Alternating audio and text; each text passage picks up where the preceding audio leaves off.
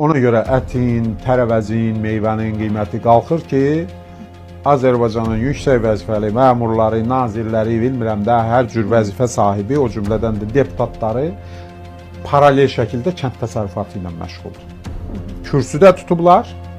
Yəni Örüşləri də ələ keçiriblər. Örüşləri ələ keçiriblər. 100 hektarlarla torpaqları satın alıblar. Elə bizim Xaçmazda, Qubada, Qusarda verimli torpaqlar da bilirsiniz. Yəni suyun başında oturublar geri gəlmişkən. Torpaqları elə yerdə alıblar ki, suların mənbəyidir ora. Yəni su onlardan keçib kəndliyə gedib çıxa bilmir. Ona görə də bax, elə bizim Dədəli kəndində, Xaçmazda. İndi bizim yerlilər də dinləyirsə, dinləsinlər. Bizdə elə qapı yox idi ki, mal heyvan olmasın. İndi gedin Dədəldə lupa ilə axtarın, tapın ki, kimin qapısında mal heyvan var. Niyə yoxdur? Örüş yoxdur. Torpaq yoxdur. Adam inəyini harda aparsın? Otarsın, yer yoxdur, qoyun sürüləri. Tək-tük adamlar qalıb bu saat ki, mal heyvan saxlayırlar.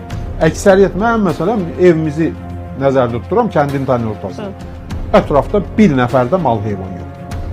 Yəni bax, 4 yanımızda bir nəfər mal heyvan saxlamır. Niyə saxlamır? Dediyim kimi. Gəliblər bu adamlar, bu vəzifə sahibləri, torpaqları satın alıblar.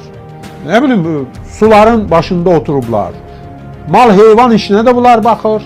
Kənd təsərrüfatı istehsalına da bunlar baxır. Ona görə də ətin qiymətini istədikləri qiyməti qoyurlar.